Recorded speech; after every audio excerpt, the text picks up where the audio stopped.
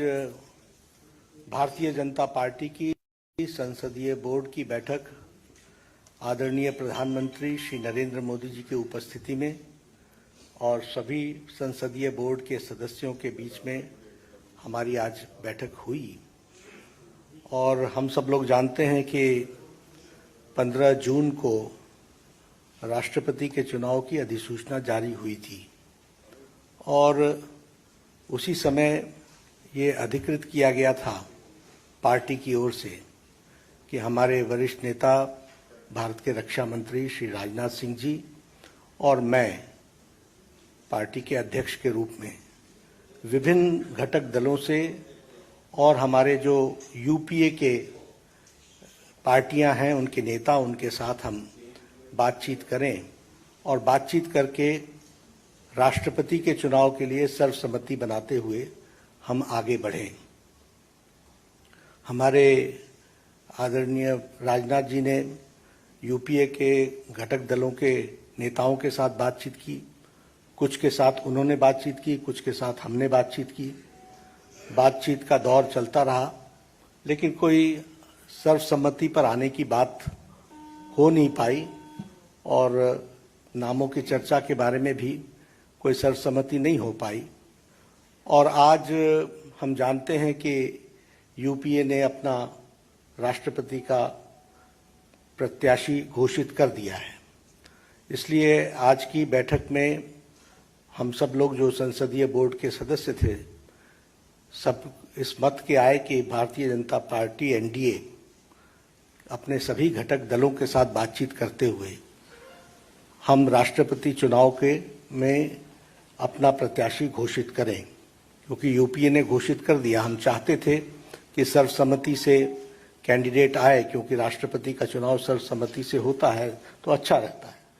लेकिन इस प्रकार का उन्होंने जब कैंडिडेट घोषित कर दिया तो हम लोगों ने आज बैठक में हमारे अपने एनडीए के घटक के लोगों के साथ बातचीत करते हुए और लगभग 20 नामों पर हमारे यहाँ लंबे दौर की चर्चा हुई और चर्चा में सब लोगों के साथ बातचीत करते हुए एक सर्वसम्मति इस बात पर बनी कि सभी नामों पर चर्चा हुई, विस्तृत चर्चा हुई, लेकिन कुल मिलाकर के ये बात सामने आई कि हमें प्रत्याशी के रूप में कोई पूर्व से ढूंढना चाहिए, भारत के पूर्वी क्षेत्र से ढूंढना चाहिए और हो सके और हमारा प्रयास हो महिला को हमको स्थान देना चाहिए।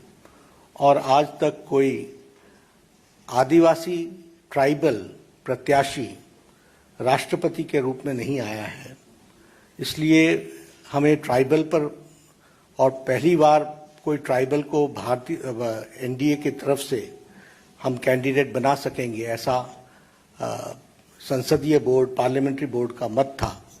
और इसलिए श्रीमती द्रौपदी मुर्मू इनको राष्ट्रपति का प्रत्याशी घोषित किया गया है एनडीए की तरफ से। और हम सब जानते हैं कि श्रीमती द्रौपदी मुर्मू जैसे राधाकृष्णन जी शिक्षा से जुड़े हुए थे, सर्वपल्ली राधाकृष्णन राष्ट्रपति के रूप में, उसी प्रकार द्रौपदी जी का भी जीवन आजीवन शिक्षा से जुड़ा रहा और वो टीचर के रूप में, शिक्षक के रूप में उन्होंने अपना जीवन प्रारंभ किया। बाद में वो काउंसलर भी बनी और वाइस चेयरपर्सन रायरंगपुर की बनी और उसके बाद उन्होंने एक लंबा अरसा विधायक के रूप में देखा और विधायक के रूप में वो मंत्री बनने का भी उनको सौभाग्य मिला। उन्होंने सरकार में मंत्री के रूप में भी गवर्नमेंट ऑफ उड़ीसा में transport, commerce, animal husbandry ministry और फिशरीज मिनिस्ट्री को भी उन्होंने संभाला। और सबसे अच्छी बात यह भी रही कि उन्होंने Neelkanth award for best MLA 2007 का वह भी उन्होंने अर्जित किया, उनको मिला। और बाद में वो 2015 से लेकर 2021 तक झारखंड स्टेट के गवर्नर रहीं। तो इस तरीके से उनका राजनीतिक जीवन रहा है।